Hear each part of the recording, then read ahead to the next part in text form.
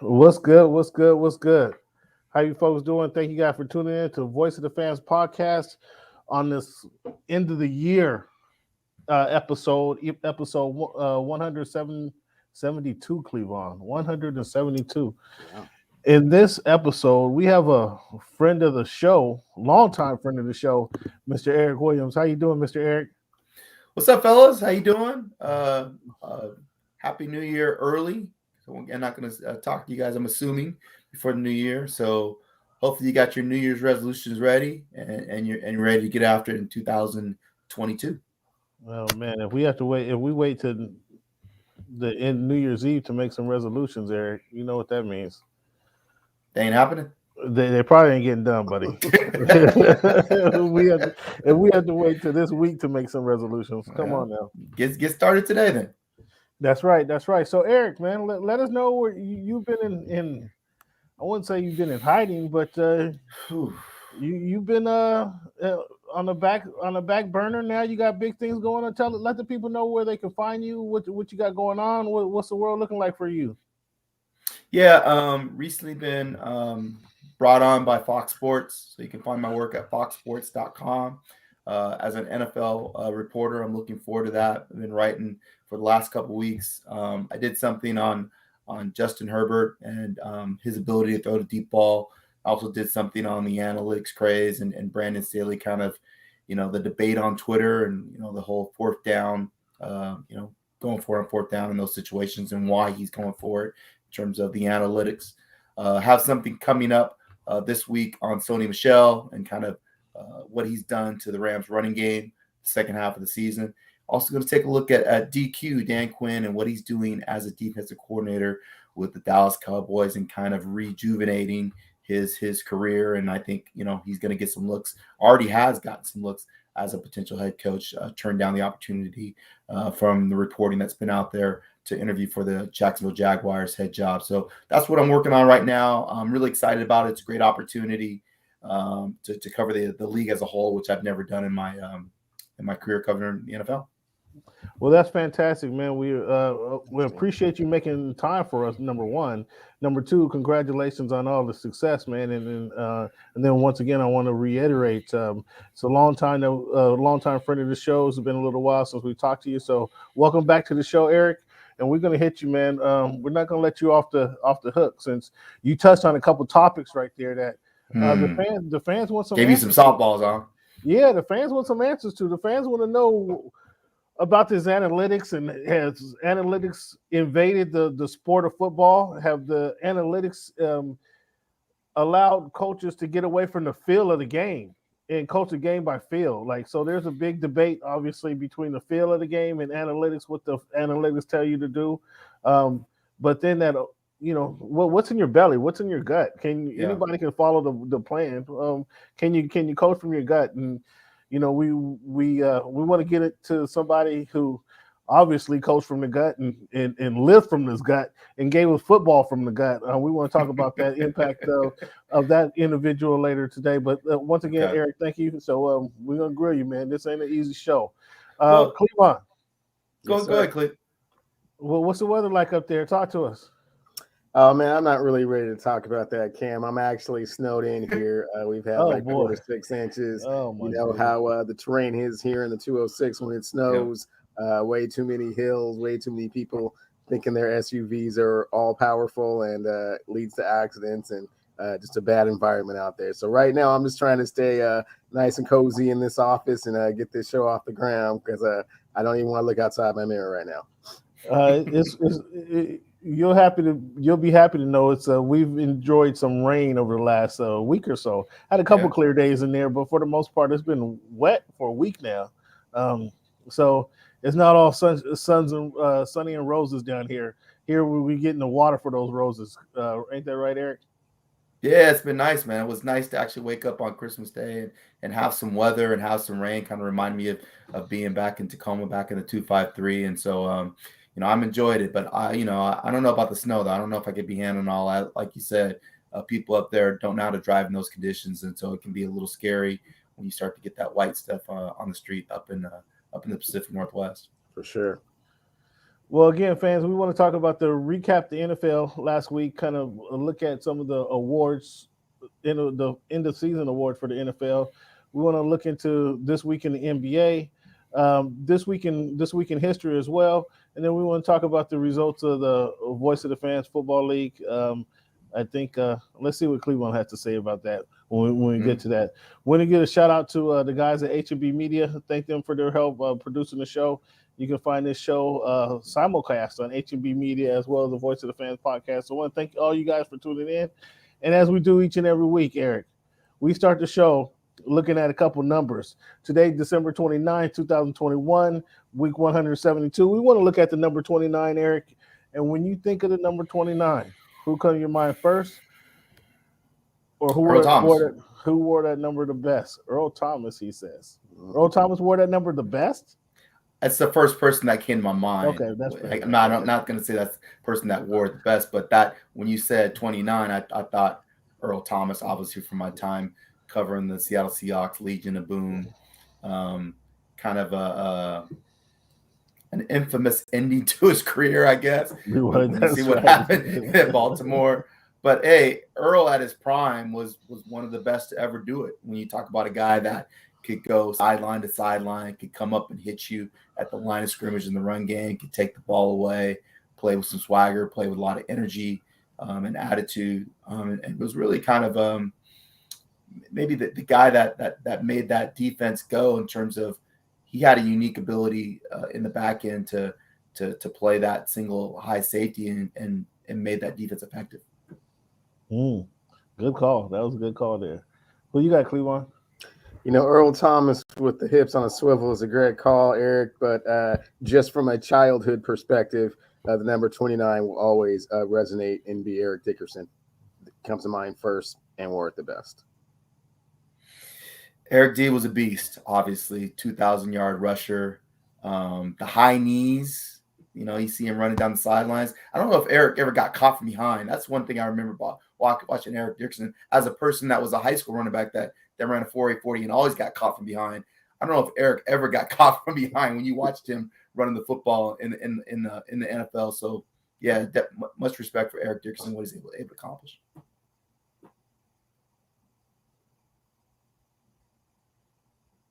Oh, you're on mute, my man.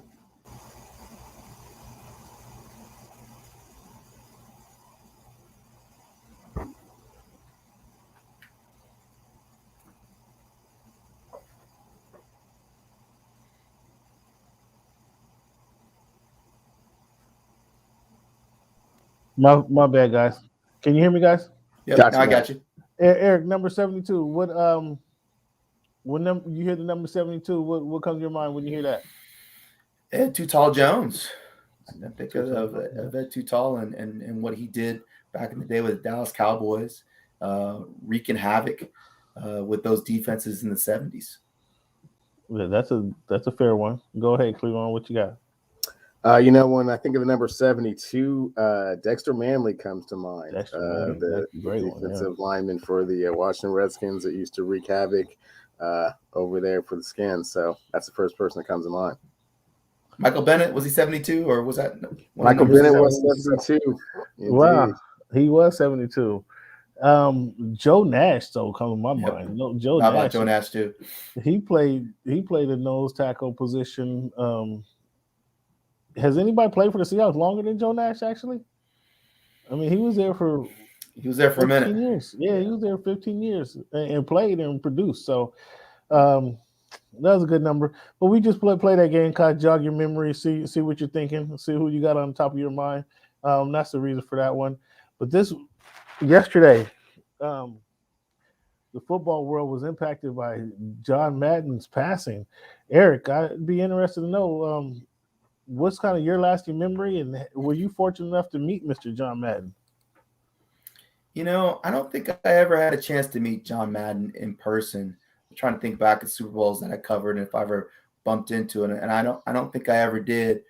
Obviously, I think the majority of people think of John Madden, they think about the game and him as a commentator. That's kind of what he's known for. But as a person that watched the Raiders and was a fan of that team and the late 70s and the 80s. I mean, I think of him as a coach and some of those teams that he put together, were some of the best in the league. And he was kind of a young, innovative coach back in the 70s and did a lot of different things to kind of move the league forward. So, when I think about Madden, I think about him as a coach, and I think it's a little bit unfortunate that people don't think about him in that order. Obviously you think about Madden, you think about the video game first, you think about him as a commentator second, and you think about him as a coach third, but he's all of a coach. He was one of the best coaches to ever do it. And maybe he doesn't get enough recognition for that. Yeah, there's some truth to that, Eric, but I just think that's the evolution, and that's a credit to him to be able to be recognized as an announcer after his coaching career was over, and then obviously lend his name to the video game. I mean, that's credit to him to have those opportunities and capitalize on those opportunities to make his name for other things other than coaching, because he was actually an announcer twice as long as he was a coach, right? Mm-hmm. And then we all know, as you mentioned, what the video game did. But my very first memory of John Madden was in the commercials. I didn't see him coaching. I wasn't in the 70s. I saw the games, but I wasn't familiar it didn't matter who the coaches were to me. So to see him as as a Miller Lite commercial, Let Feeling Taste Great, those were my initial memories of Madden. I just thought he was a clown, kind of a John Candy type goof, until he became the announcer, and then you recognize kind of what the game meant to him and what he meant to the game and what he was bringing to the game. So that was my introduction of John Madden, was seeing the commercials, and then obviously his video games, the detail he added to the video games and ensured that was in the video games kind of changed the game, right? I mean, EA Sports kind of did some backhanded stuff by buying out the NFL rights and eliminating their competition, which obviously that's business, right? But and then they had the cornerstone on the market for so long and just popularized the game. So I think it's kind of a credit to him. I understand people don't recognize his value as a head coach, but again, to have different to grow in different avenues outside of coaching, I think that's a testament to him. What's your thoughts on it, Cleveland? When I think of John Madden, two things come to mind during his broadcasting career. One time I heard him refer to Eric Williams, the tackle for the Dallas Cowboys, as the Michael Jordan of the NFL, which I thought was fascinating. One, to make that kind of comparison, and two, to assess the game at such a level that you're giving credit to offensive linemen that typically don't get that type of recognition, and then to refer to them as the Michael Jordan of the league, I thought was quite interesting. And then one time, which was extremely funny, and I was thinking about it when I was thinking about the passing of John Madden. He once gave Darren Sproles credit for being an NFL player, but saying on the same end, but if I was coaching, that dude would never ever see the field. He would never get to practice field.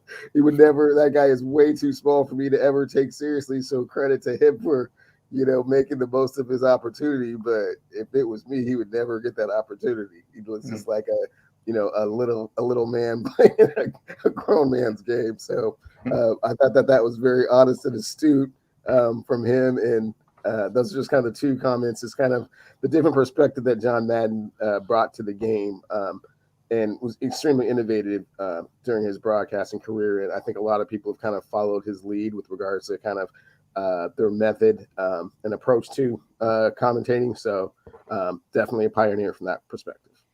Cleve, I think that's it's interesting take that you bring up, because I think he is the first person to kind of bring that everyman perspective to the game and kind of talk to the guys that watched it.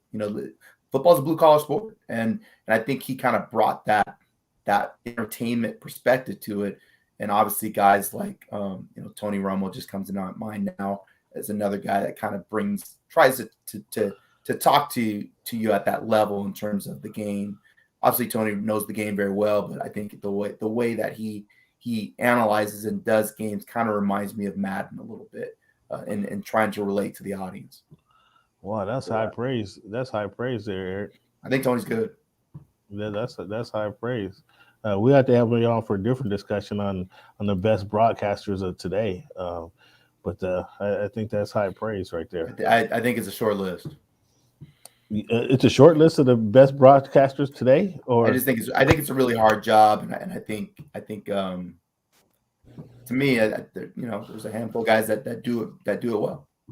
Okay, all right. I'd still like to get that perspective. But yeah, I agree. It's a difficult job, but the best of the best it's a worthy conversation, I think.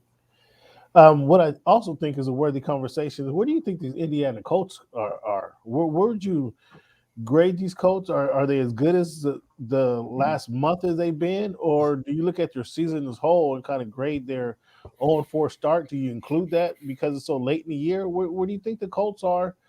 They're on a winning streak, and they've beaten some solid teams here in recent weeks. So where are the Colts? Are you high in the Colts? Are you even killing the Colts? Talk to us about what you think the Indianapolis Colts here. Well, I think your record is your record. You can't discount games that you lost early in the year. I mean, that's part of the season. However, I do think teams that are playing well heading in the postseason, you tend to look at those teams closely, because obviously they figured some things out. Either they're coming together at the right time, or they're getting healthy at the right time. I don't know about Wentz. I mean, I'm still kind of, to me, Wentz reminds me a little bit of the guy that plays for the Rams, Matthew Stafford. I mean, he looks great at times, but then what has he done in the postseason? I mean, Nick Foles won the Super Bowl in Philadelphia. It wasn't Wentz. So, I mean, I'm from Missouri. I want him to show me. I want to see it. When it matters the most. How is he going to play? So I think the jury's still out for the Colts, because obviously that's the most important position, right? Quarterback, you're touching the ball every play on offense. And so if your quarterback isn't making sound decisions on a consistent basis, then you're going to have some issues. Wow. Cleveland, did you hear him compare Carson Wentz to Matthew Stafford? And I thought is that unfair? I thought it was a great analogy, because Matthew Stafford has a propensity to make really weird throws at really weird times, that kind of kills the momentum of the team. And Carson Wentz kind of has that same characteristic about him. I think what makes this team different, and has really made them go, is Jonathan Taylor. I mean, just their ability to establish the run, and just keep the ball away from other people. And when the game gets close, or late, I should say, their ability to just pound the rock and take advantage and just impose their will on other teams. This team will not go as far as Carson Wentz takes them. This team will go as far as Jonathan Taylor takes them. But that's the thing. Like, when we get in the postseason, teams are going to play you different, and they're going to take your best player away and make you play left-handed. So if you're playing the Colts, I'm going to put 8 in the box, and I'm going to say, Carson, come beat me, because that dude's not beating me. I'm not going to let Taylor run for 250. He's going to run for 80-something, and you're going to have to make some throws. And so can Wentz make big boy throws when he needs to make them? Defensively, they're good at pretty much all three levels. Obviously, they can run the football. They have one of the best offensive lines in the league.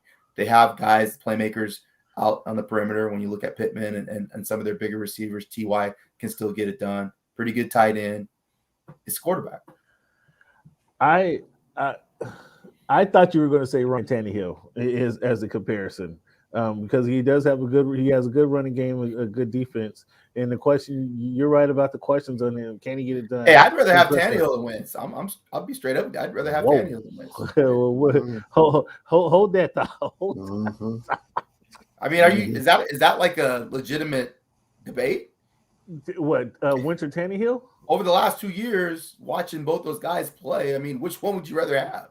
Preach, Eric. Let Cam know. Cam, in case you didn't know, Eric, Cam is still a little bit salty with regards to the resurrection of the Tannehill career since he's left Miami. So always kind of, a little tongue in cheek with regards to what he thinks Ryan Tannehill is accomplishing on the field, even though he's just led his team to the playoffs over and over again. So it's a little bit of angst on his end to make that comparison. But Tannehill is definitely a better quarterback. He makes plays, man. He makes plays. I think that's a better comparison. Ryan Tannehill, and Carson Wentz and Matthew Stafford. I mean, Matthew Stafford, he's thrown. Wait. Don't throw numbers out. Don't throw numbers out. We know the numbers. When you look at a quarterback who produces, you see Matthew Stafford, and you see how many playoff wins? How many playoff wins? Well, come on now. He played for the How Detroit many playoff Lions, wins, man? I mean, that's all that matters. Don't say he played with Megatron. Megatron's in the Hall of Fame. So don't tell me you didn't have nobody. Megatron's a pretty good receiver, yes? He is a pretty good receiver. So don't tell me you didn't have any dudes there. They had some guys. Did they get cheated in their last playoff run against the Cowboys? When the Cowboys, there was a pass interference that ended the game, and he was driving. And I mean, come on, I don't even want to talk about pass interference. I'm tired of talking about it. It is what it is. Okay, they but don't get it right half the time. What are you gonna do? I mean, that's the call. The call.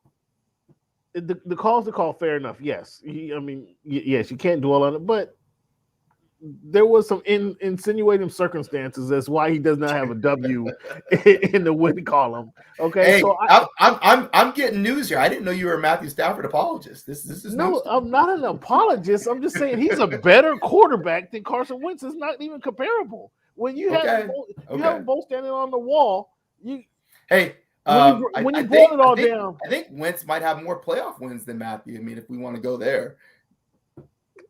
You just said earlier, Eric, that it was Nick Foles that won that championship. I don't know. I mean, I don't have it off the top of my head. I don't know if Carson won a playoff game with Philly.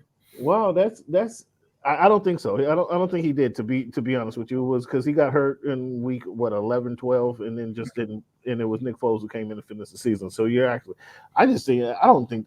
Oh man, I'm curious about that comparison, and I think he's more comparable to Ryan Tannehill than Matthew Stafford, and that's we'll see what's happening. And Eric, we're gonna have you back on the show. You put up this type of comparison. I mean, I'm just like, wow, I mean, it's mind blowing there. But yes, it does. Ryan Tannehill does have a little stench on him, and we're eager to see. We have the Tannehill Bowl coming up this weekend, in fact. And let's see how effective Ryan Tannehill is against his own team without Derrick Henry leading the way. I mean, Derrick Henry's a big man, and let's see how effective he is on Sunday, and then going into the playoffs because they already secured their playoff spot. Mm-hmm. Well, we'll see there, and we'll have to revisit this topic. Okay, fair enough. Eric, saw you at the game the other day. It was a pleasant surprise to see you at the game against the Chiefs a couple weekends ago, when the Chargers played the Chiefs, and we saw some of what you're talking about. That led you to do your analytical work. I'm guessing. But then as a team, now I've been high on Staley. Cleveland, I believe it's all bluster, and we're spitting in the wind.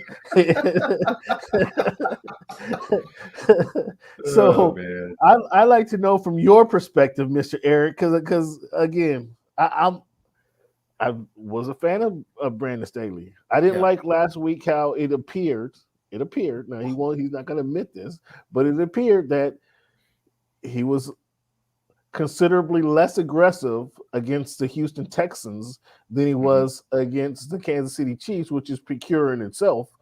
But then he said that it had 1 week has nothing to do with the other week. So I thought that was kind of odd, and I thought that was telling. It was a telling display of coaching in that first half against the Houston Texans. What's your thoughts on the Los Angeles Chargers?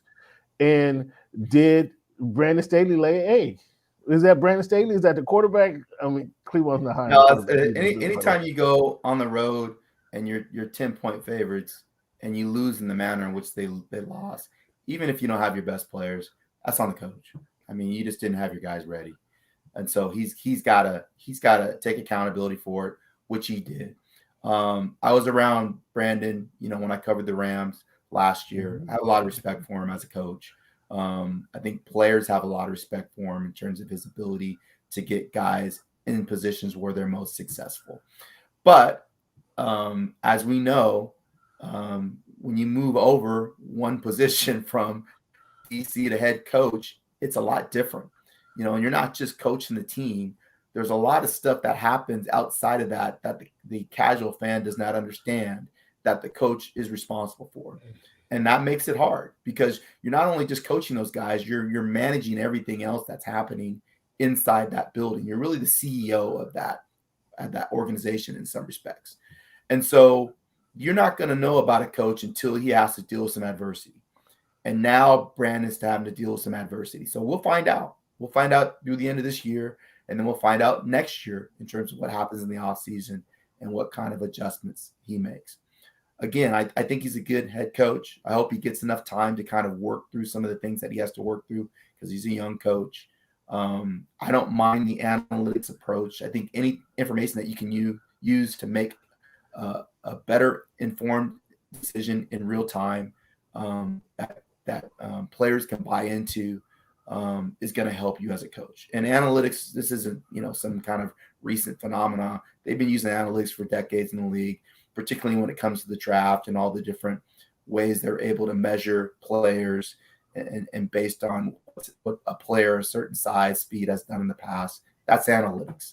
And so these guys have been using this for a while. It's just kind of become more to the forefront because more people that have a math-based background are following the league. And that's great. I mean, we want as many people to cover and follow the league as they can to bring new ideas and new perspectives. So we should embrace it. But I mean, it's still football, right? It's still about blocking and tackling. It's still about taking away space defensively. It's still about creating space offensively on a consistent basis. And so, I just don't think his guys were ready to play. We'll see how he finishes if they're able to get in the playoffs. And if they do get in the playoffs, how well they do. I will say this. You only got so many years with number 10, so you better take advantage of it, especially if he's healthy, because that dude's a beast. And if you have that guy as your quarterback, you should be in the playoffs every year, in my opinion. Oh, really? All right. Before I turn this over to Cleveland, Cleveland he's dripping with enthusiasm, Eric, just to kind of tackle this topic. But when you say he does, help me with the understanding of, you say he didn't have his players ready to play. The players had 10 days off before they played. At what point, I understand being the CEO. I understand everything falling on his shoulders. And then he fell on the sword simply right after the game saying, I didn't have the guys ready to play. At one point, and as you stated, never mind who was available to you, at what point is it the player's pride that says, okay, we can't go in here and lose to the 4-10 Houston Texans? Like, I mean, we got to go beat these guys down and then, take their lunch and get on the plane and come home. At what time, at what point is that the player's responsibility? And it's always the player's responsibility. I mean, it's a player's league. The players go out there and perform. They're the ones that win and lose games. So yeah, I mean, definitely it's on the players for not showing up and playing their best. But along with that, it's up to the coaches during the week to prepare them so that the players are in the best position to play their best. And obviously he didn't get that done during the week. Interesting. All right. All right, Cleveland. I'm taking off my headphones. It's up to you, Cleveland. Go ahead, buddy. I'm disappointed. I mean, I guess would be the word. He's disappointed. I've heard so much. I've heard so much this entire season about the culture and how different it is, and how special this team is, and the left tackle, and the quarterback, and pound for pound, and Derwin James, and Bosa. It just hasn't all come together in the way that it's been explained to me. Just from an outsider looking in, it looked like a really good team that can do some things, potentially in the upcoming years, but I don't see them on the cusp of greatness in the same manner that you do. Obviously, a loss to the Houston Texans is inexcusable for any reason. I just watched my beloved Seahawks, a very mediocre to poor team, go down there and absolutely manhandle the Texans. Mm-hmm. So I know that's not a good team from firsthand experience, just watching Mm-hmm. them. So to lose to them, and like Eric said, in the manner that they did, I'm very curious to see how they rebound and respond to that. With regards to the analytics, you simply have to convert. I mean, you know what I'm saying? You have to execute, and when you don't, ain't so simple, obviously. Right, but if you don't, then you can't do that all the time. It puts your team in a bad situation. It puts undue pressure upon them to execute in situations that ordinarily, if you just punt it or kick the field goal, you're at least getting the points. You're keeping it a little bit more conservative than perhaps you might like, but you're also not gaining the advantage of going for it because you're not making it. So after a while, it becomes very defeatist to continue to do it when the game would be much more manageable if you just approached it in a much more traditional manner, in my opinion. And so, question for Eric. I mean, is this season a failure if they don't make the playoffs, do you think? I think so. I mean, I think anytime you have, in my opinion, one of the top 5, top 10 quarterbacks in terms of talent in the league, and you don't get to the postseason, you can't get that season back. We don't know what's going to happen in the future. We don't know in terms of injuries or, look at Andrew Luck. We thought Andrew Luck was going to play for 15 years. I mean, he ends up retiring early because he took too many hits. And so if you're not able to capitalize on a year like this where you're for the most part healthy and you should be one of the top teams in the league and you don't, then it's kind of a lost season.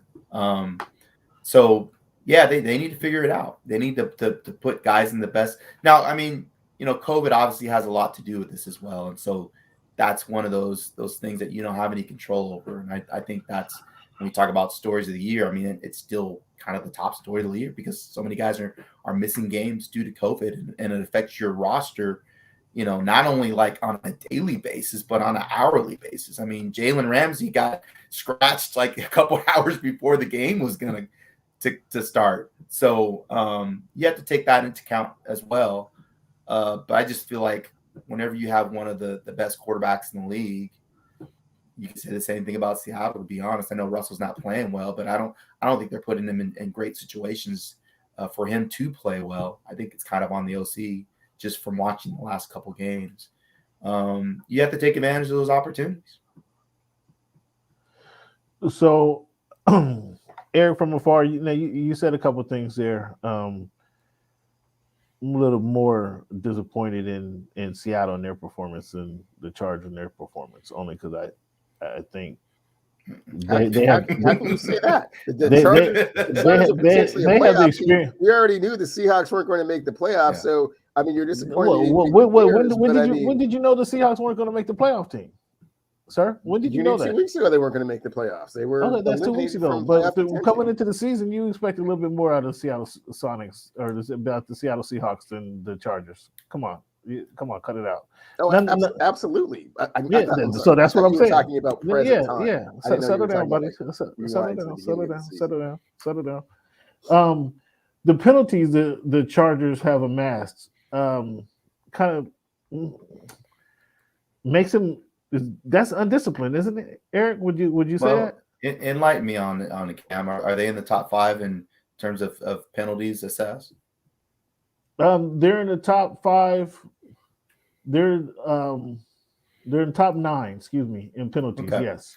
Well, I know when I covered Pete and covered the Seahawks, they didn't care if they were in the top 5 in penalties because that meant that they were being aggressive defensively. And when you looked at teams like the Ravens traditionally were in the top 5 in terms of penalties because of the way they played defensively, whether they were getting, holding penalties or offside penalties in terms of, the neutral zone infractions.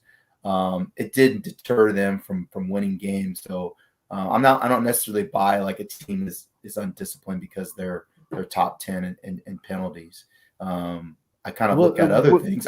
What I look at is are you turning the ball over? Because I think that's a much factor in whether you win or lose games. And if you're turning the ball over a lot, then that would be a concern. If you look back to the Cowboys game, for example, a touchdown was called back because of illegal motion. That's one penalty. A couple weeks later, or that's one incident. A couple weeks later, they lose again. I want to say it was they ended up beating the Chiefs. It wasn't the Chiefs. I think it was the game after the Chiefs, week 4 or 5. They ended up losing another game in the exact same fashion.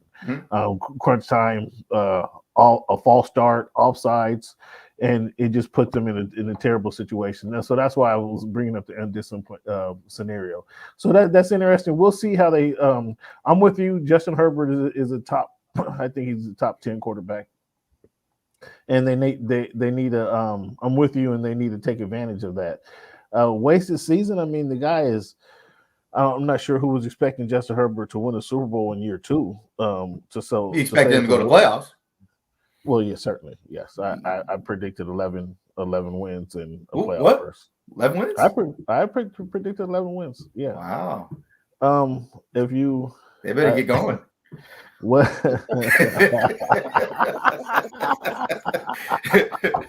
they got some extra games to go, boy. Well, we had an extra game. There was an extra game they played. If you see on the ticker, make it an 18-game season. if you see the ticker though, going into the season, I predicted 11 wins. I thought they'd win 11 games this year. But I thought they'd be able to run the ball a little bit better. I thought the offensive line would be better. But that's some of the challenges. They never replaced Melvin Gordon, man. They didn't. And yeah, we touched on that. Austin. We knew Austin can't carry the ball. I've been saying that for years. He can't carry the ball 250 times. He can't carry the load. Too small. But they didn't even get production from Kelly, who their second round Roundtree. JJ can't stay healthy. I love JJ. JJ's a great player, but he has never been able to stay healthy since he's been in the league. And that's because he carried it like a gazillion times at Northwestern. Yeah, Northwestern, yeah, the Wills is running bare there. So you're right. They just never replaced Melvin Gordon, and that was the guy. But they needed that kind of what is that? Thunder to the lightning. That they need thunder lightning. They didn't bring thunder in. They didn't bring thunder in, exactly right. So we'll see how they rebound. Again. We'll revisit this topic here before too long.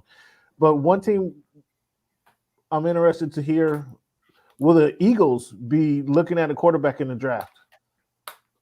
Really? I don't know. I'm asking. Do you think they'll be looking at a quarterback in the draft? Jalen's been balling, man.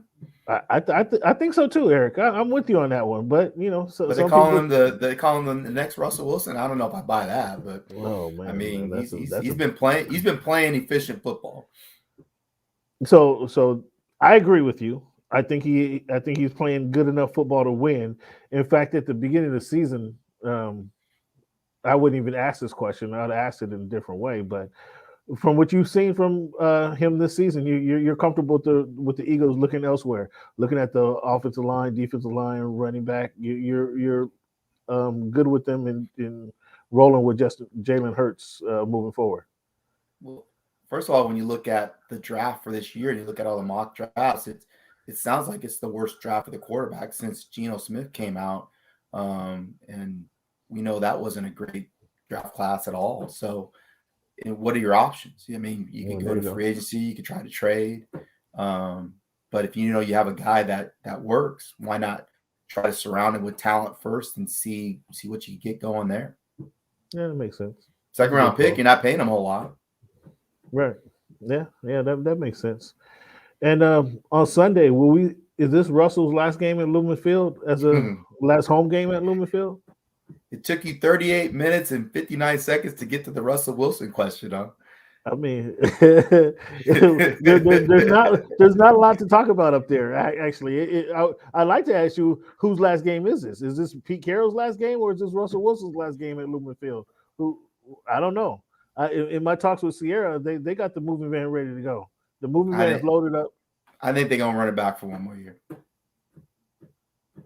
Really? So can we quote on this? Pete's got what 4 years left on his deal.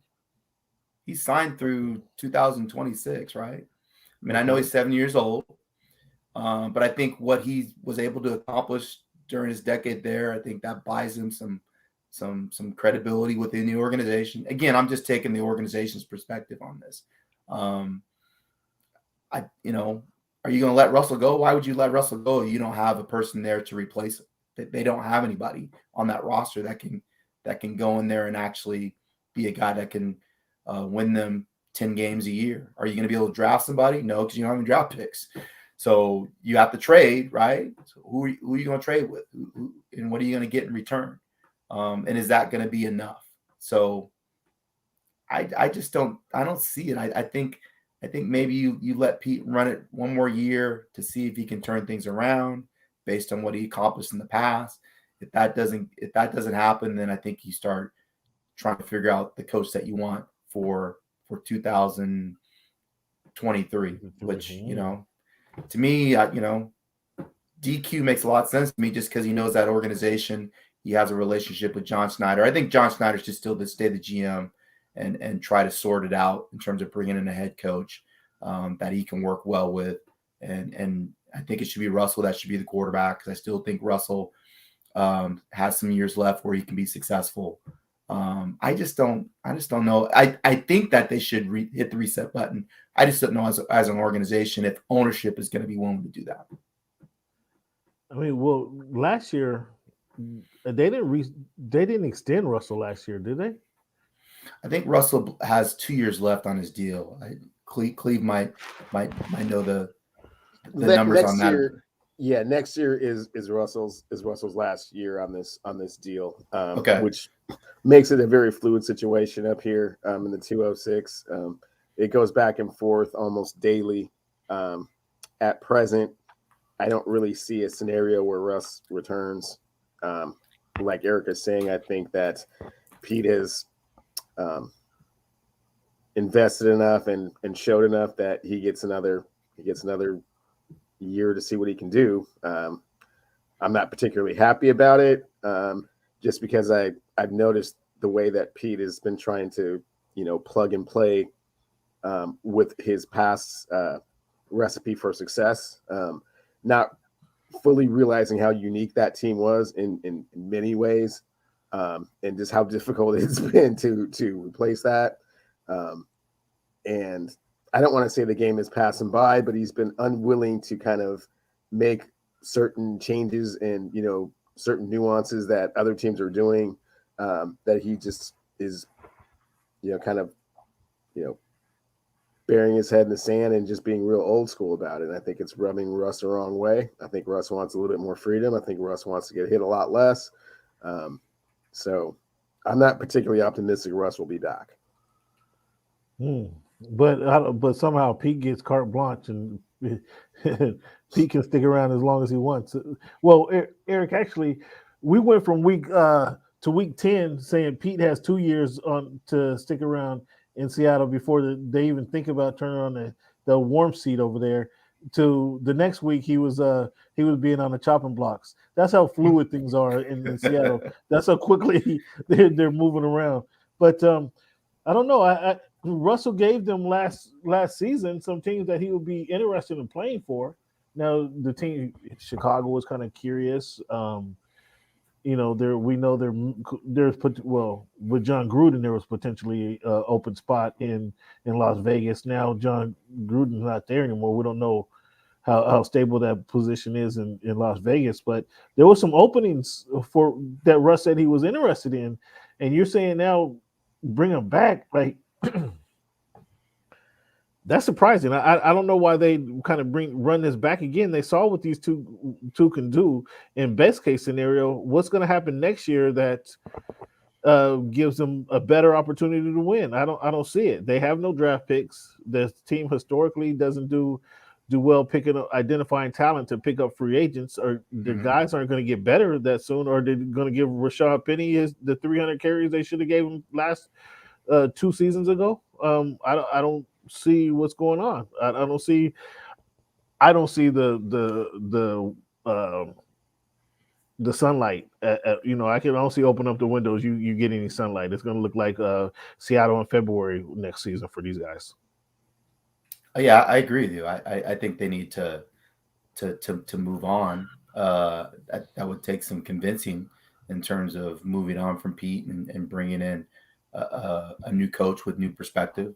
They're hard decisions, but that's why you get paid a lot of money to make these hard decisions. And certainly when John and Pete first took over, they were willing to make tough decisions. I mean, they moved on from Matt Hasselbeck. Everybody was upset that they moved on from Matt Hasselbeck. I don't know if you guys remember that back in the day, but there was a little bit of uproar that they moved on from Matt Hasselbeck and then brought in T-Jack to play for a year.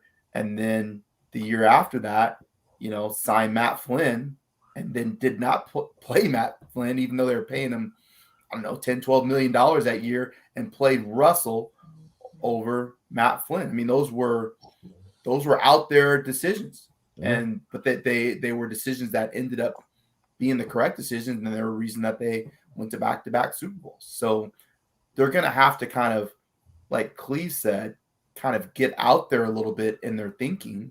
I think Snyder is willing to do that. I don't know if Pete is willing to do that. And so that to me is the dilemma.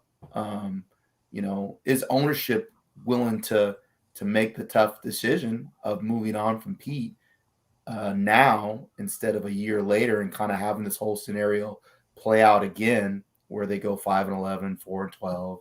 I mean, we saw this with Jim Mora, when Paul Allen was alive. I mean, they kind of did Jim dirty. Hey, 1 year, we saw what it was, 5-11, and, they were sneaking off in LA and interviewing Pete. And all of a sudden, Pete was, the head coach, and they were moving on from Jim. I wonder if that could be a similar situation with all the success that Pete has had with the organization.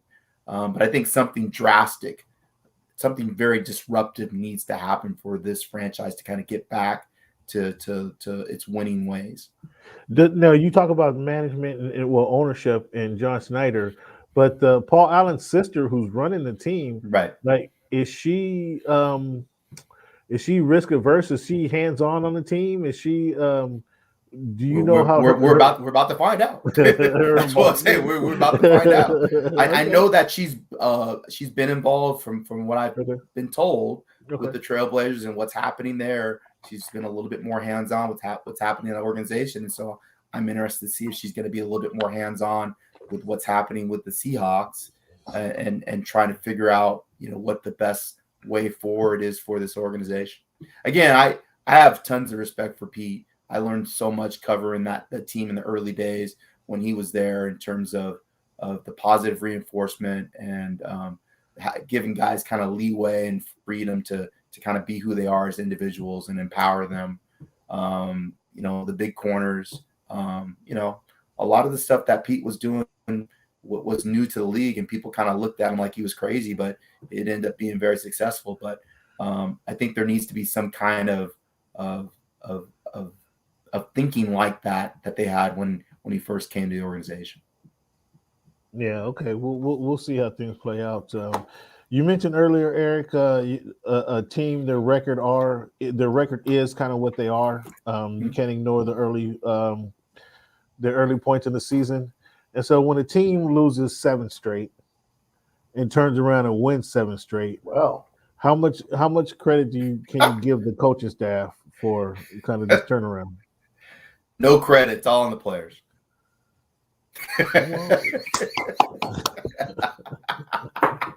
No, you got to give the coaches some credit. I mean, obviously, to be able to keep guys engaged when you're 0-7 and then to be able to reel off 7 straight wins like that. We're talking about Miami, correct?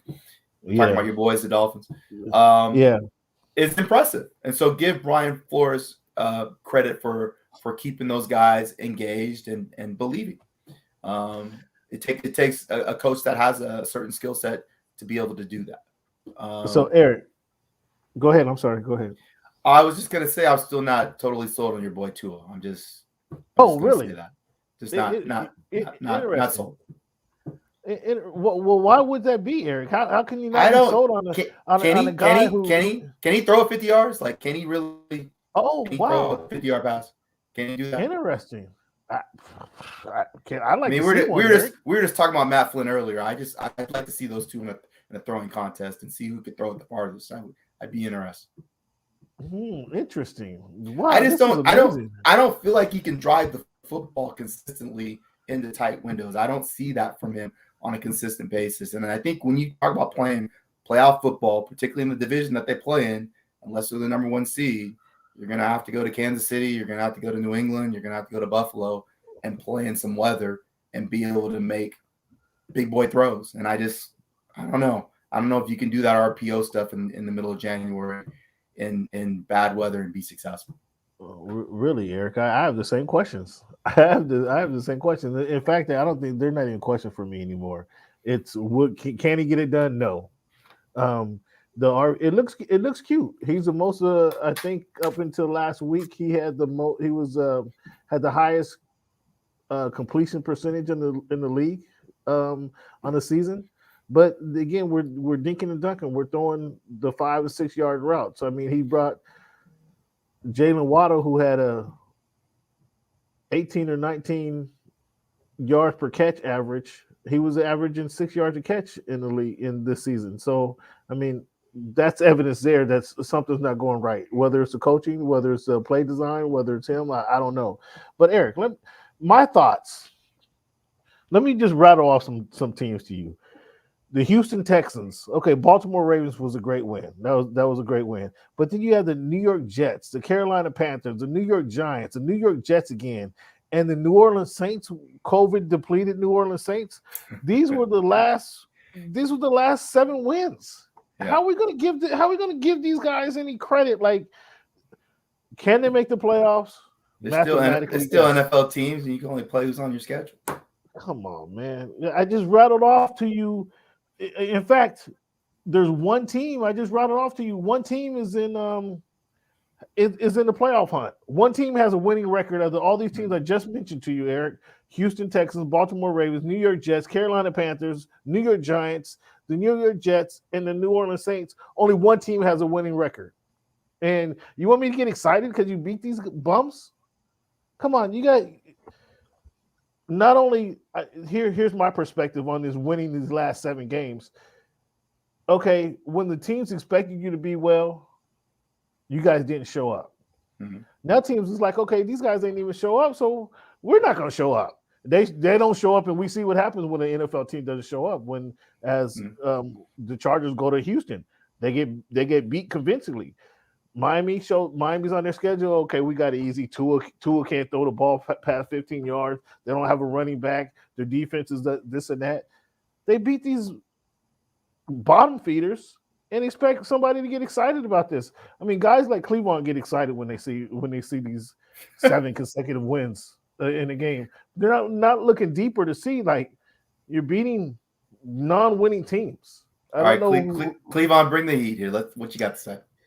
Fellas, the Miami Dolphins are the feel-good story of the NFL season. Okay. They started out just getting browbeat. Okay. Coach don't know what he's doing. That fragile little left-handed quarterback, he's garbage. Tanking for Tua was a mistake. And all they have done is blocked out all of the outside noise. Oh, my goodness gracious. they went self-focused. They went Russell Wilson. And just went straight on a path to the playoffs. They control their own destiny, Camp. If they win these next 2 games, they are in the playoffs. After starting the way they started, after all of the talk that you just had, all they have to do is win their next 2 games, and they are in the playoffs. Who do they play? It's that simple. And that is an extraordinary accomplishment. I have been saying all year, just be patient with Tua. He's going to maturate. He's going to figure it out. He's going through some growing pains. But, at the end of the day, you have to kind of stick with the plan. And they were able to stick with the plan, and look where it has gotten them. You don't really want to play the Dolphins right now. They're full of themselves. They have a tremendous amount of confidence. They have a great defense. And if you don't execute on your side, now it says great defense. They're going to take care of business. Where was this great defense on their 0-7 run that they win? They didn't win a game for nearly 2 months. Where's that great defense in? Cam, that was before the closed door team meeting where they looked inward, and they looked at each other in the eye and said, "Hey, we can do this. We can pull this out. Each other in the eye. We're all we got." You know what I'm saying? Never mind what other people in the naysayers are saying. All we have to do is believe in ourselves, and that's what they're doing, Cam. They're believing in themselves to a point that if they win these next 2 games, they are in the playoffs. To answer your question, Eric, they have the Tennessee Titans at Tennessee, and then they're home for the New England Patriots. Mm-hmm. So both winnable games. Those are both winnable games. This was. What do you think of Mac Jones? Mac Brown. Mac Jones. Excuse me. Mac Jones. Mac Jones. What do you think of Mac Jones? I think he's a solid quarterback and a good decision maker. I don't see a wow factor there, in my opinion. Will he be better than Kirk Cousins? He kind of is Kirk Cousins, isn't he? When you watch him, no. Well, I'm saying I think he's better than Kirk Cousins. I mean, you see his trajectory better than Kirk Cousins. It's hard to say. Really? Again, I'm not blown away by him when I watch him play. Okay. I just see an efficient quarterback. I see, I don't know, Jimmy Garoppolo, I guess, for lack of a better. I see a guy that can make throws, but I was also going to make mistakes. I don't see a guy that is going to take over games. You know, okay. I don't see Joe Burrow. I don't see Justin Herbert. I don't see, Lamar Jackson or those kind of higher level quarterbacks players. Correct. Okay. I see a pretty good quarterback. Okay, I'm a little higher on Mac Jones than you are. Why? I think that consistency you speak of is valued in the NFL. Oh, no doubt, it's valued. And I don't think he's a quarterback that's going to put the ball in danger a whole lot. But he may not. You got to put talent around him for him to make the big play. He's not going to make the big play. That sounds like Jared Goff. Oof. That sounds like Jared Goff. That's exactly who I was thinking about with everything that you were saying. He looks like Jared Goff. Jared Goff. And Jared Goff got to a Super Bowl, right? Jared Goff's good. He's a good quarterback, right? I'm not hating on Jared Goff. I'm just saying you don't ask him to do too much, right? You don't ask him to do too much. He's going to be better than Jared Goff, guys. Come on, stop it. Stop it.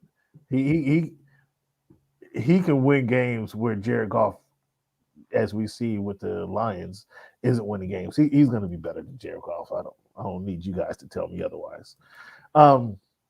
Eric, we don't have a whole lot of time. Well, we got a lot of time. I don't want to take up too much of your time, but I want to play this game with you, Eric. Thank you for being a fan of the show. Again, let the people know where they can find you. You can find me on Twitter at Eric_D_Williams. And you can find me on Fox Sports on our NFL page. Fox Sports NFL page. Are you on Twitter? FoxSports.com. I just hit you up with my Twitter, Eric_D_Williams. That's probably the best place to find me. There we go, because we want the fans to get after you now.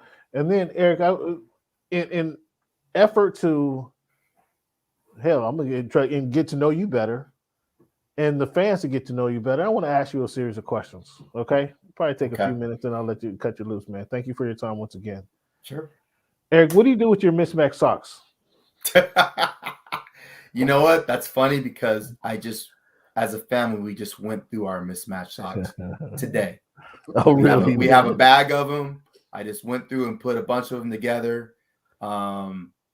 My son probably has the most mismatched socks at everybody. I don't know where they go. They get lost in his room somewhere. But we put them together, the ones that we can, and then we give them the Goodwill. Oh, that's good. So you save them, and that's charitable, pretty charitable of you. Move them on. Okay. What's on the top of your bucket list? Grand Canyon. Wow. Okay. Yeah, I haven't done Grand Canyon yet. I haven't done that myself either. So should have. I've been down here 8 years, but I haven't done it yet. Yeah, I know, right? Name 3 people you would invite to your dinner party. Ali. Who's that? Muhammad Ali. Okay. Everybody says Jesus. Well, you wouldn't need to bring That's wine. a good question. Definitely Ali. I'm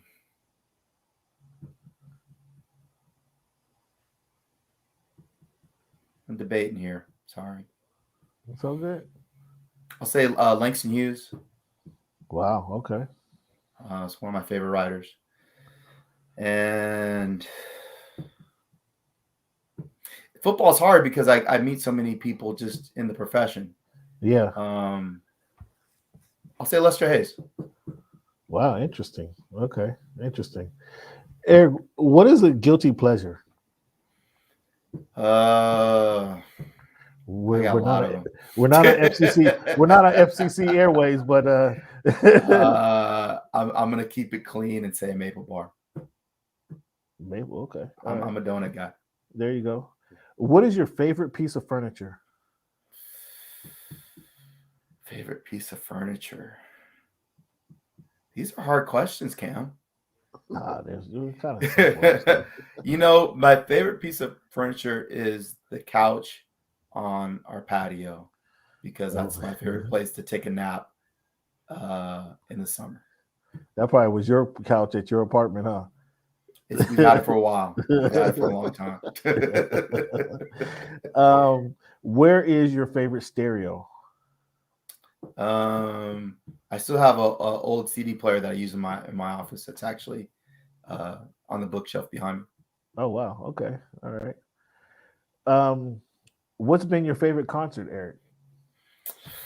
I'll give you two. De La Soul, 1993 at the Showbox, and Al Green at this bar on Bill Street in 95. Got to see Al Green there's like I don't know, maybe 500 people in there. Oh wow. That's pretty cool. That was pretty cool. That's a cool one. What is a movie that you can watch multiple times? Name a movie that you can watch multiple times. There's a lot of them.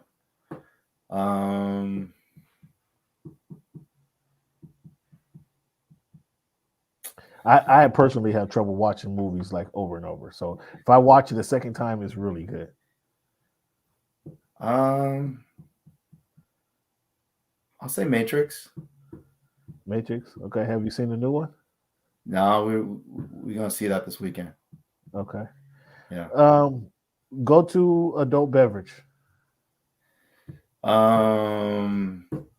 Rainier. There you go. Wow. Okay. Eric, these next two are pretty critical to society. Does pineapple belong on pizza? Yes. Good man. See, I knew I liked you, Eric. Does sugar go on grits? Yes. My man. Have you done a Beyond Burger? No, I haven't. Am I missing out? No, I don't know. I don't know. You tell Cleavon, is he missing out? I have no idea. Really? Nobody here? No, Wow. no Beyond Burger. No Okay. Beyond Burger. Who has the best fries?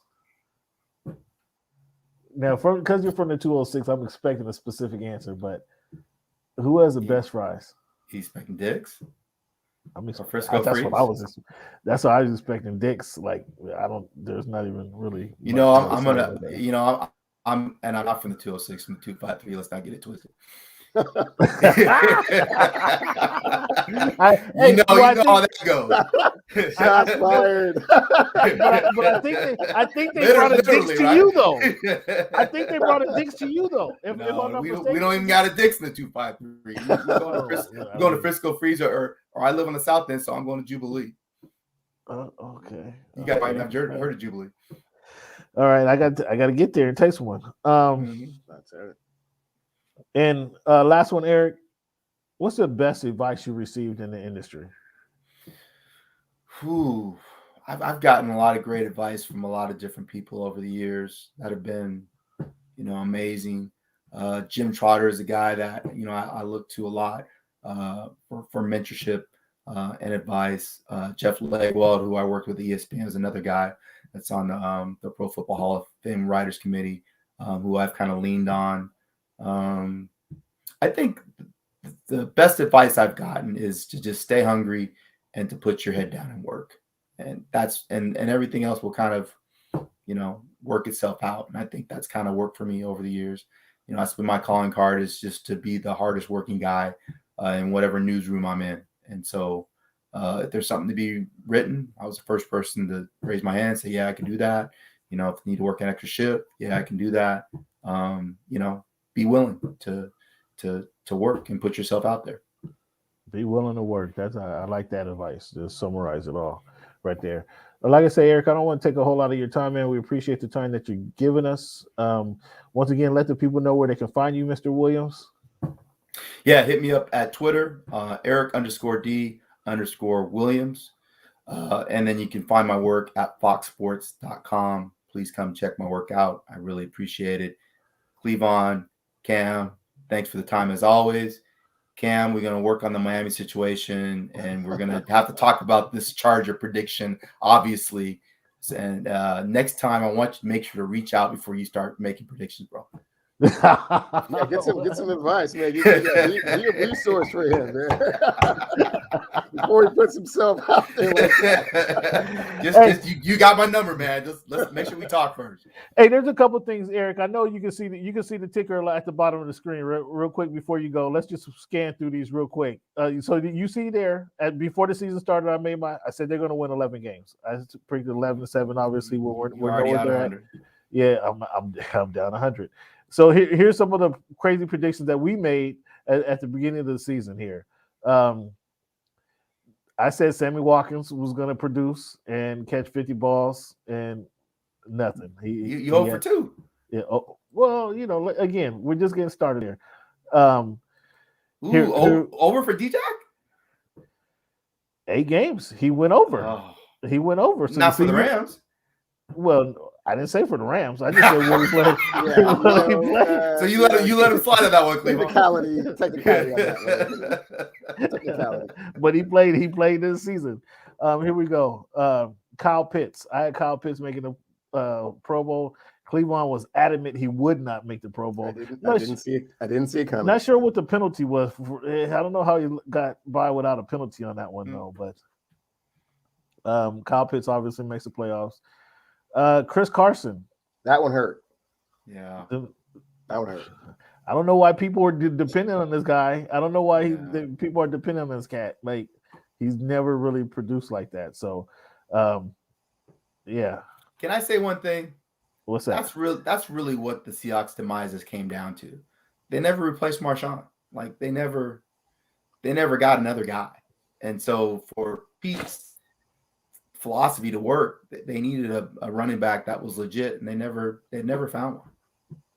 Well, the plug and play doesn't work with some of the some of the examples that they have tried. I mean, that just tells you how special a dude Marshawn is. I think people don't understand there you go. How good he was. When you say they haven't replaced him, it's like there's Marshawn just walking around on walking around every college campus. He was a special running back, and he was a running back who you didn't necessarily need to make every block for him to be successful. He can shake guys, he can run over guys. So to say that they never replaced him, like that's not an easy task. But I feel you. They never got the production from that running back position. Yeah, so and then this guy Carson, everybody was high on him. Here's a big one. Now you covered the NBA. So you'll have something to say about this. This is one of my favorite right now, Eric. The next NBA MVP will be an American-born player. Ooh, I don't know. It's either Giannis or Jokic, right? Well, Curry. Oh yeah. Well, Curry kind of. I mean, this season kind of came out of nowhere. I don't think anybody expected an MVP performance from Curry this season. However, that wasn't the question. Yeah, you had Giannis, Jokic, or Luka. Those were the three I was thinking when we created this question. And Cleveland Joel Embiid, as an outside shot, but you only have 4. I have the rest of the league. And right now it's Steph and KD looking like they're MVP caliber players. So I see how quickly you kind of got away from that. That one circus at crypto. Yeah, I don't know. You gave up that one kind of easy, Eric. Gave up what? Covering the Lakers kind of easy. You gave that lasted a year, huh? Yeah, I'm not an NBA guy. I did the Sonics for a year. The last year they were in town. Durant's, first year in the league. So that was fun. Actually, I did the Sonics for 4 years before that, but I didn't travel. Okay. But and covering NBA is a young man's game. That's too many games. It is a lot. I gotta get some sleep, man. These games last too long. It is a lot of games. Too many of them. Yeah, too many of them. So here we go. I think we only got a couple more. Mac Jones leads the Patriots. This is prior to the season starting. Mac Jones leads the Patriots to 8 games, to 8 wins. And again, just the consistency. He's not great. Again, I think he's a Kirk Cousins 2.0. I'm not saying he's spectacular, but I think he's certainly better than Kirk Cousins. Yeah, but the coach is pretty good, huh? The coach is pretty good. Eric, coaching matters sometimes. In some situations, coaches matter. So I'm told otherwise. But yeah, coach is pretty good. And then, Ivor's happy hour. Yeah, does that include drinks? Yeah, that's inside. That's inside. Okay, that's inside right there. So you could run up a nice little tab doing that. That's what I'm looking for right here. But Cleveland got the best one of the deal right here in this final one right here. Cleveland got the best one of the deal right there. Man. That was already done, Eric. Man. Cleve, you ain't gonna eat for like a week, right? Man, I don't know what happened. Well, I know what happened in this bet, and in fact, I should turn this around. And Cleveland, you should pay for a meal because the Seahawks collapsed. I didn't predict this collapse by the Hawks. There was injury. There was philosophical differences. Arizona got off to a really hot start, and the division is very competitive. So no, I'm taking nothing back from that. Yeah. Again, Eric, thank you for your time, man. Thanks for joining us. Thanks for playing our game with us, man. And then we're gonna have you back before the playoffs will begin here in a couple of weeks. We'll see what your schedule's like, how quickly we can get you back on, man. But thank you for the time. Everybody, go check out Eric, FoxSports.com. Check him out on his Twitter page. Eric, we want to thank you, man, for being a friend to the show, and happy New Year to you and the family, man. Always a pleasure. Again, appreciate it, guys. Have a good one. I will see y'all in January. Thank you, buddy. Thank you, buddy. Yep. Later, man. All right, Cleveland. Yeah. Let's continue to talk about it, man. We got Cowboy looking at the wins and losses. Was it a Cowboys pounding the Washington football team? Was that a better win, or I think that was a best win on the calendar? Or was the Colts beating the Cardinals? Which one do you think was a better win? I think the Colts beating the Cardinals was a better win, just because it was a little bit more unexpected. The Colts were underdogs in that game. I think the Cowboys were just kind of taking care of business in the manner that they should. So I think the Colts get more credit for doing something that they weren't supposed to, adverse the Cowboys doing something they should have. What about the Packers and the Browns? Packers, you get the more credit to the Packers, or confused with the Browns' loss?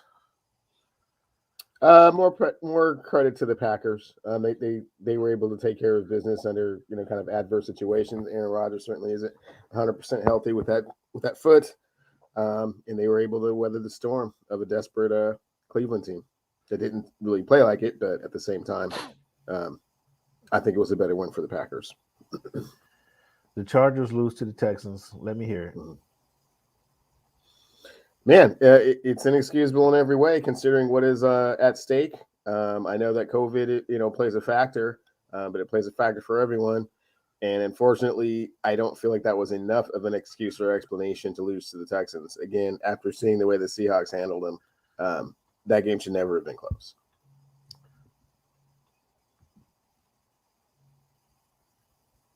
It looked like Brandon Staley second guessed himself. Obviously, against. So what I wrote in my article, it looked like against the Kansas City Chiefs, we saw Kobe Bryant against the Utah Jazz when he threw up the 3 air balls in the final game of the playoffs, if you remember that. When Staley went for it on first down, when he went for it the first 3 times, they had the ball on fourth down. But it was reminiscent of Kobe Bryant going for it, shooting 3 air balls late in the game against the Utah Jazz. The next game, all right, so they end up losing that game. The next game, Brandon Staley gives us a John Starks performance in the finals where he goes 0 for 11 from deep. Like, where you at, Brandon? Like, stay confident. I'm with you if you say you, and I knew what he was going to say before the end of the game. I'm going to put the ball in my best player's hands. Justin Herbert is my best player. I'm going to put the game in his hands versus a field goal kicker, a fake field goal. You have your up back try to run forward. I'm going to put the game in my quarterback's hands. Okay, Brandon, I'm with you. 1, 2, 3 times you fail. You got it. It essentially cost you the game. I'm with you. I'm gonna ride with you, Brandon. I'm still riding with you. The next game, you come back now and you get ultra conservative against the Houston Texans.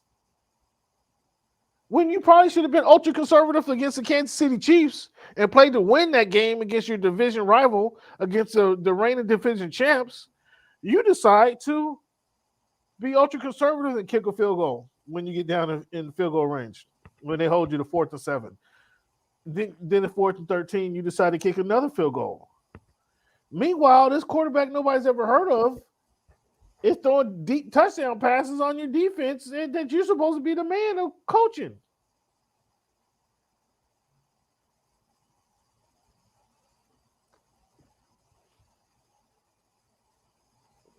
You want to ride with the girl you brought to the dance with the girl who you brought or who brought you, and he didn't stick to his guns.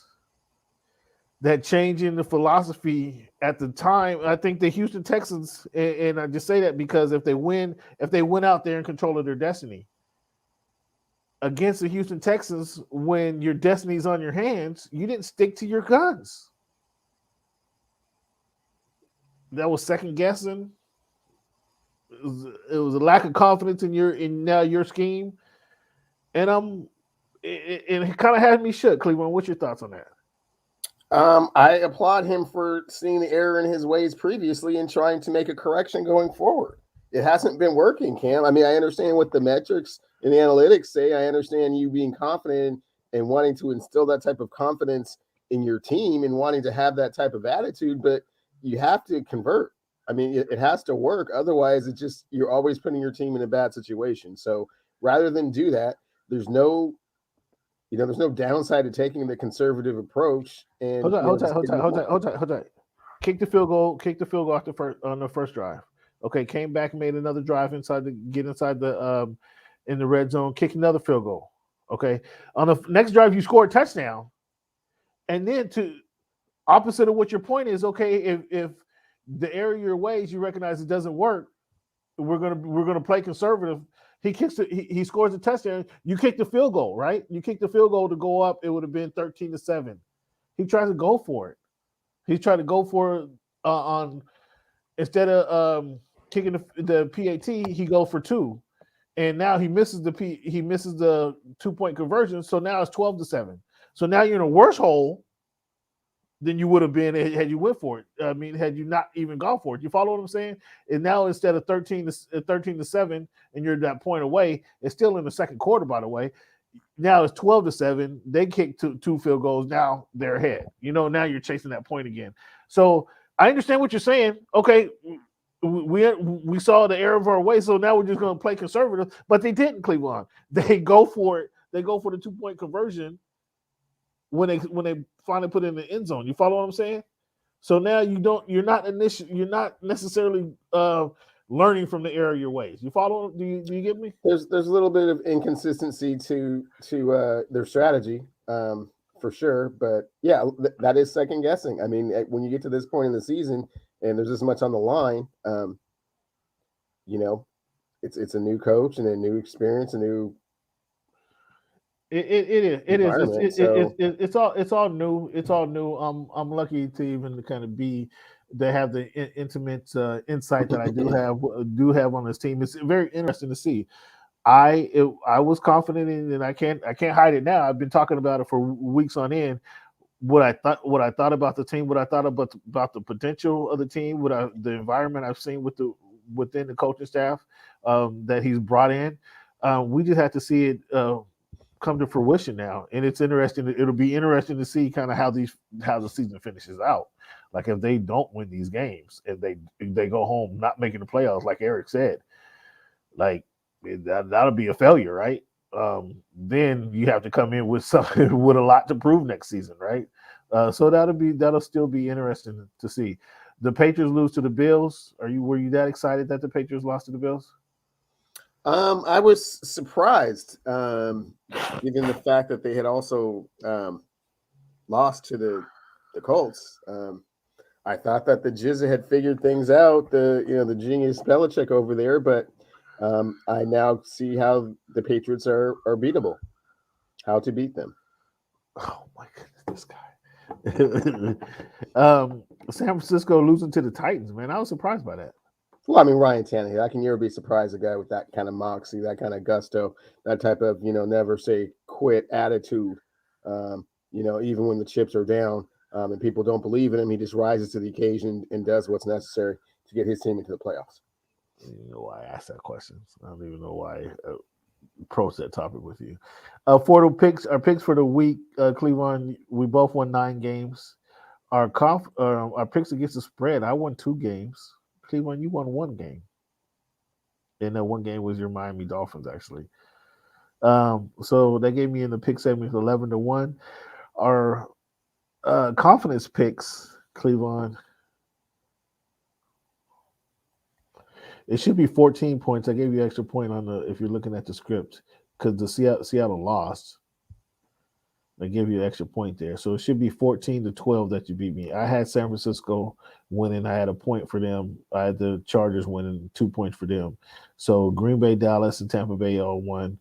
You had Green Bay, Philly, Tampa Bay, KC, but Seattle lost for you. So that should be 14-12 on the season. And I'm still ahead. I'm still ahead on the season. Looks like I'm gonna close that one out there. You need a break, man? Let's roll into our NBA topics. Christmas Day in the NBA. What's your thoughts on Christmas Day in the NBA? Was that a success? The Knicks beat. Well, what game you want to talk about? We had the Knicks beating the Hawks. We had the Bucks beat the Celtics. Golden State beat the Suns. I mean, the Nets beat the Lakers. What's new? And the Jazz. Yeah, I'm gonna talk about that Golden State Phoenix game. That was a very exciting game.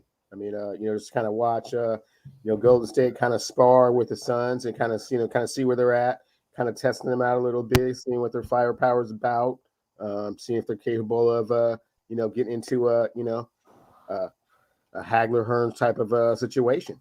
And they weren't. They got beat. They weren't. Listen to you. You didn't want to talk about the Nets and the Lakers? No, man, it wasn't 100%. Huh? Wasn't 100%. What do you mean? What wasn't 100%? Lakers ran 100%. They were going through Kyrie didn't even play. 100%. Kyrie didn't even play. Kyrie hasn't played all year. What difference would that have made?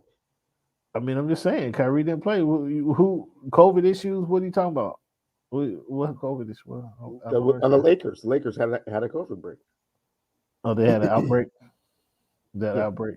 So is that the excuse for all season? You asked me why I didn't want to talk about that game. That's why I was talking about the other game, because it had more significance to what was going on. Okay, what about the Bucks beating the Celtics? I mean, the Knicks beating the Hawks. Any good wins, man. Giannis is taking defending his title quite seriously, and that's good to see. Oh yeah, considering some people didn't think he was going to win a title. Period. So yeah, that's pretty cool. That's very true. I was one of those people. Mm-hmm. The Lakers, they end their losing streak against the Houston Rockets, the young Houston Rockets, I should say. I mean, you guys riding high now. You guys riding the ship. What's going on here? I like the way Malik Monk is starting to find his shooting stroke a little bit, his shooting touch. That's helpful. The team is getting a little bit healthier. They're all going to have to buckle down and hold the fort until Anthony Davis comes back from his injury. What do you think? You think anybody? You think the Grizzlies beating the Suns? Is anybody has Morant is high on Morant doing this thing? What do you think John Morant is as he guns down the Suns the other night? Memphis is doing their thing. They're definitely a dangerous team. They've been sneaking up on some teams lately. I think as the season wears on, that won't be the case. So I think they'll regress a little bit back towards the mean and who they really truly are. But for right now, they're playing well. They're young, they're athletic, and they're playing with a lot of confidence. So that 4 or 5 seed is where they are at present. I'm not sure that they're going to be able to hold that for the entire season, but for right now, it puts them in a good spot for that race for the playoffs. The captain rips LeBron for his COVID Spider-Man COVID meme. What's your thoughts on that? Did you see the meme? I didn't see the meme, but I know how true to the heart and how serious Kareem can be about these things. So I tend to kind of lean on the Kareem side of things, just because the more important societal topics he tends to be very passionate about. So I'm okay with him him and the Kang having a little spat, but they'll work it out. They're Lakers, they're Lakers. They'll work it out. It's family. It's a family issue. I see that. Oh, it's a family issue. I like how you put that. What was the bigger story of the year in the NBA? Was it Kyrie sitting out? Was it the emergency of Giannis, Steph breaking the record, Westbrook joining the Lakers? What was the biggest story this year, 2021, for you? Ben Simmons. Ben Simmons. We haven't seen him, heard from him, or anything. What's up with his management? Is that Clutch Sports kind of running this here? Oh, I don't know if you can blame management. You have to blame the fact that he was unwilling and scared to shoot, and feels like the rest of his teammates turned on him when he was not there when they needed him. So I don't think it's management. I think it's his inability to show that he can be an NBA player. I mean, if you can't shoot, you can't be an NBA player. You can do certain things, but you can't command $25-30 million and try and be a franchise guy. Okay. That was a good one. Ben Simmons is the biggest story of the NBA. Okay, cool. This week, our supremacy rankings didn't change much from last week. I had Suns, Warriors, Bills, Nets, and instead of the Jazz, I have the Bucks in my top 5. You have Golden State, Phoenix, Brooklyn, Utah. You're still high in Utah, and Memphis. Instead of the Bucks, you got Memphis in your top 5. Ja over Giannis now? For now, yeah. For you now, okay, interesting. That's an interesting decision there. So Cleveland, let's get into our next segment, which is going to be This Week in History. With it being the end of the year, man, Kwanzaa, we know, began December 26th. December 29, 1961, Wilt the Stilt for the then Philadelphia Warriors scored 60 points on your Lakers. Scored 60 on them. December 29, 1984, Wayne Gretzky of the Edmonton Oilers scored his 100th point in the 35th game of the season. So the season only starts in like October, right? The late October. So in 2 months he scored 100 points, 50 goals, or 50 assists, 100 points in like 2 months. Like that was 84. That was when he was the great one, right? In 2007,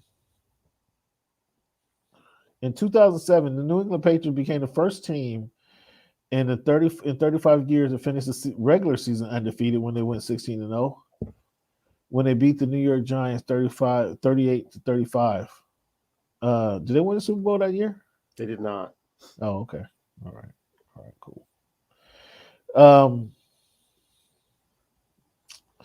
That was this week in history. Cleavon, best Madden memory. You gave us a couple already when you talk about the quotes of him talking about Darren Sproles. Darren Sproles, and I think to your point, he might have changed his philosophy once he saw Darren on the field, kind of shaking some of the big guys out there. But best Madden memory, man. Commercials, announcing, all Madden team. I think the all Madden team was another pretty interesting impact that he had because guys wanted to be on that all Madden team, man. Like that all Madden team. It sounds more prestigious than the Pro Bowl, doesn't it? Well, it certainly was for the players, and they definitely, like you're saying, took more pride and honor in being on the all Madden team adverse the Pro Bowl at the time. And certainly when it was first coming out and you were seeing some players that perhaps were not as heralded as they should have been, and to kind of get that that credit, so to speak, I think was a badge of honor for a lot of those guys. I know, guys like Darryl Green and Aeneas Williams and Seth Joyner were perennial all Madden players. And so it kind of gave the team a little bit of a different feel. It certainly wasn't, the flash and glitter that a lot of other, all-star or Pro Bowl teams have. It was really more about kind of the players and kind of their contribution to what it is that they were doing at a high level. So, yeah, definitely the all-Madden team. Okay. What do you think about these college football bowl game cancellations? Like teams pulling out of the bowl games, days and hours before they're actually supposed to play. What do you think about that? I think it's unfortunate. It's kind of lame, and I think it kind of speaks to kind of the protocols that schools are going through. Not everyone. It's not consistent. Not everyone is doing the same thing. It's not uniform, and so you ultimately have people that you're giving too much autonomy and control to. That aren't using it wisely, and ultimately, this is what will happen. Is we should expect more of this? Is that what you're saying? I don't think that we're going to see less of it until it becomes uniform and they have more control over how it is that they're doing the testing and the protocols. Yeah, that's fair enough. The championship playoff predictions. We got Bama in Cincinnati tomorrow, and Georgia. I think that's an early game, and we got Georgia and Michigan in the late game. Who do you got winning these games? Bama and Georgia. And how do you see the championship game going? Bama versus Georgia. I think Bama's going to get another crystal football. That's what I have. That's what I have too. I have Bama beating Georgia, so we'll see how things shake out there.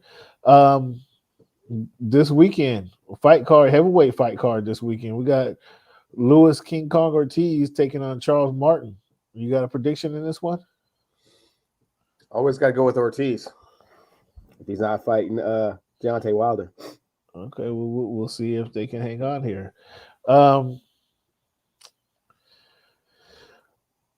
What's up with the Kraken? I know they've had a week off because of the COVID outbreaks, kind of protecting themselves.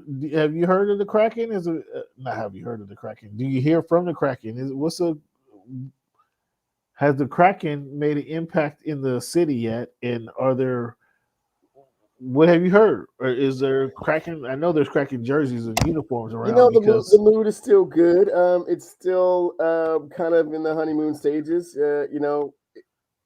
People, whether they care to admit it or not, don't really know the rules of hockey and aren't really that adept at kind of following the game as much as they say they are. So it's a little bit of an adjustment, but like who's good and why they're good and what to expect from certain players, and it's a learning curve. So I think the city's adapting fairly well.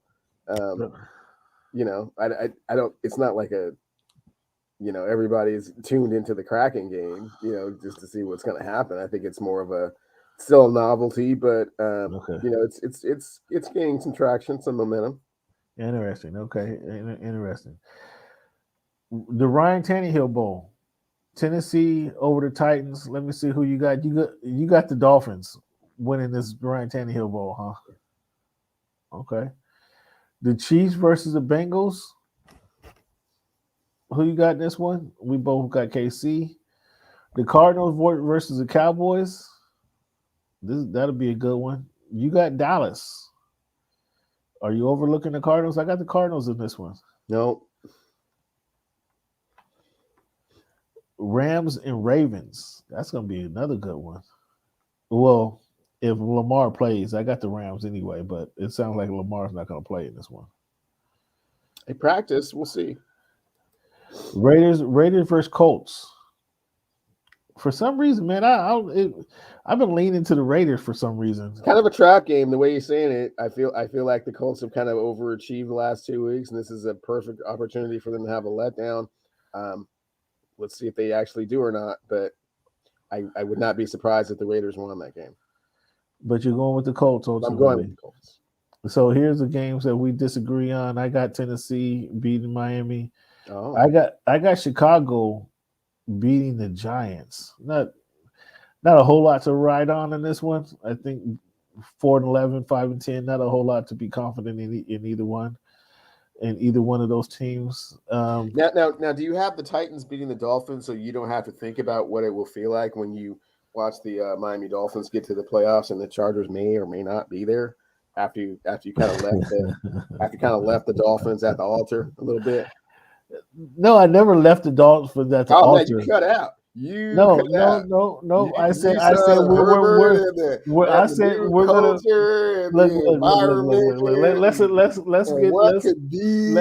new young sexy team and just left your Dolphins just hanging there. No, the 1-7 garbage. I mean, I think you just rattled off all the teams they beat like they didn't beat NFL teams. Cleveland. Well, those were NFL teams that you named, right? You gotta cut it out, man. You gotta cut it out. It don't see. This is why I pull it up again. Buffalo Bills, L. Raiders, L. Indianapolis Colts. We gave them the first win, L. Tampa Bay Buccaneers, L. We lost to the Jacksonville Jaguars and Atlanta Falcons in back-to-back weeks. Cut it out. Cut it out. Please don't say we. Please don't cut it out. Say the Dolphins. There is no we here. The Buffalo Bills. You cut all your again. ties earlier. The Buffalo Bills again. That's 7 L's in a row. And then you want me to get excited when you beat the likes of Houston Texans?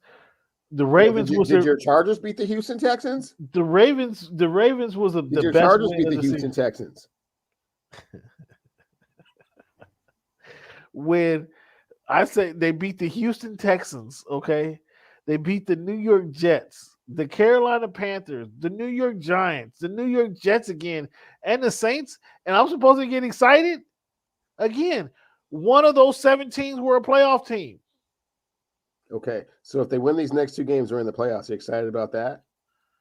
We'll see if they win the games. I mean, I'm excited. I'm excited because I've somewhat adopted this team, given the way that they were just discarded by some other people that had claimed to be fans for decades. Man, I saw them on the side of the street, just crying and bleeding. I picked them up and put them in the car, try to help them out, try to put them back together.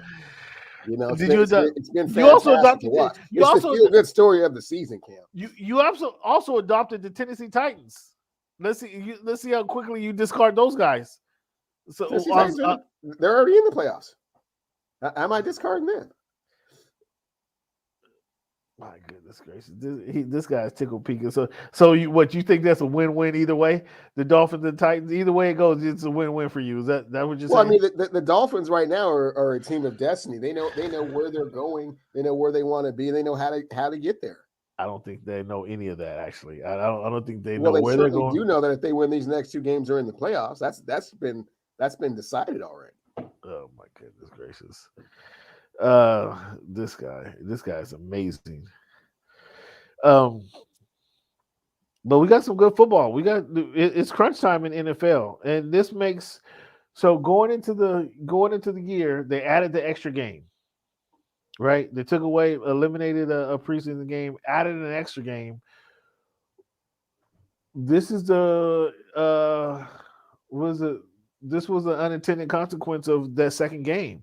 Is or excuse me, adding that last game is now a lot of teams are still in the playoffs hunt. The Dolphins can lose 7 games in a row and still be in the playoff hunt.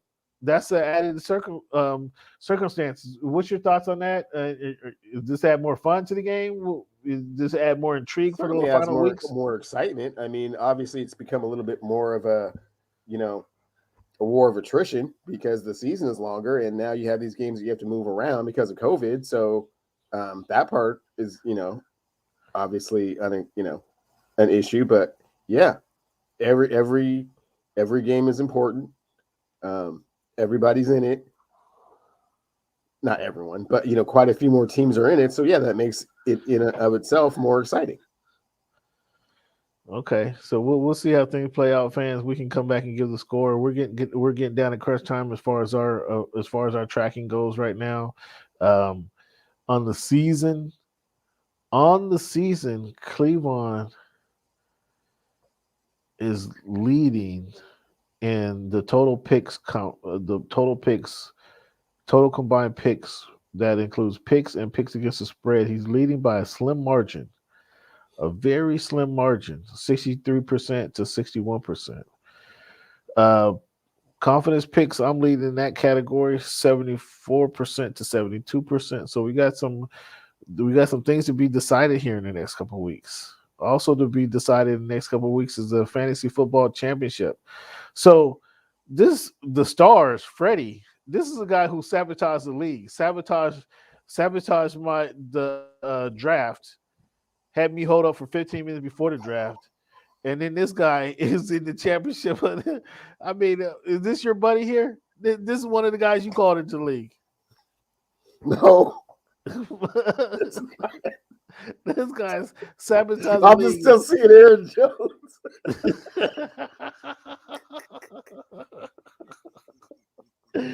Man, the whole draft off. Mess the whole thing up. So Cleveland finishes 6th seed with the 6th seed. I was 2 seeds behind them. No. I was in the semis last week. Let's not get it all again. twisted. Cleveland finished the season in the 6th seed. I was 2 games behind them in the 8th seed. So that's the official standings of the Voice of the Fans. Voice of the Fans, don't let him distort the story like that. I was in the semis last weekend. Okay, here's what happened. Cam's Los Angeles Chargers couldn't control their COVID outbreak, so my starting running back had to sit on the bench, and then this other person that Cam has now turned his attention to, his arch nemesis, went and got Justin Jackson. So it's 25 points I didn't get, and the 25 points that he got. That's why I lost that game. That's why what happened? That's why I lost in the semis. Oh, so you're at home with the rest of us in the conference championship. I mean, you're on the couch with the rest of us. Okay, right? well, you didn't make the playoffs, so you didn't have a chance to experience what I went through. So you can't speak as if you know what you're talking about. Oh my goodness, I can't wait till we do it next year. I know I'm rooting for Troy. NWA Troy, this guy has made 12 transactions each week. I know every time I look up, I'm getting a notification that Troy has made another transaction. So kudos to Troy for getting it done. The star, Freddie, I don't know what to say. I hope hope your team goes down in flames, Freddie. The Stars.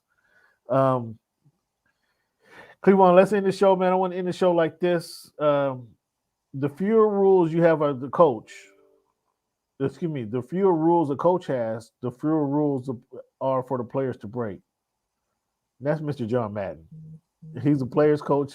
I don't got many rules for you. Show up, play your hardest, and give it your all. That's my rules.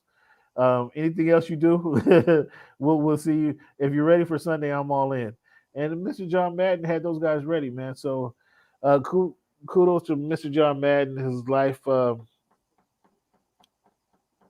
man. There's in my lifetime, there's been very few guys who've embodied just football like the way he has, and he sure enough embodied it. So kudos to him for his lifestyle. Kudos, as Eric said, enough people don't recognize him for what he's done as a coach, but as I stated, to transition from a coach to reinvent yourself into the primetime announcer, then to reinvent yourself as the help EA Sports initialize as the best football game on the market. Kudos to you for doing all that, man. So rest in peace, John Madden. Thanks for the memories. Thanks for the sharing your love of the game with us for all these years. Anything else you want to add, Mr. Cleveland? No, a generational personality that we all, I shouldn't say we all, that many of us have grown up listening to, kind of like you're saying, the voice of football, if you will. And, it's kind of before Madden and after Madden with regards to, how people approach the broadcasting commentary aspect of a game. So, yeah, once again, so Cleveland, thank you for your participation. I want to give a shout out to Eric Williams and thank him for his participation. Fans, go ahead and check Eric Williams. Check him out on Twitter. Check him out on foxsports.com, excuse me. And Cleveland, I want to thank you again for your participation in the show all season long, all year long, man. Wish you and your family a happy new year. And fans, please subscribe, rate, and review to our podcast. Thank you as always for your participation, and thank you for making our voice your choice.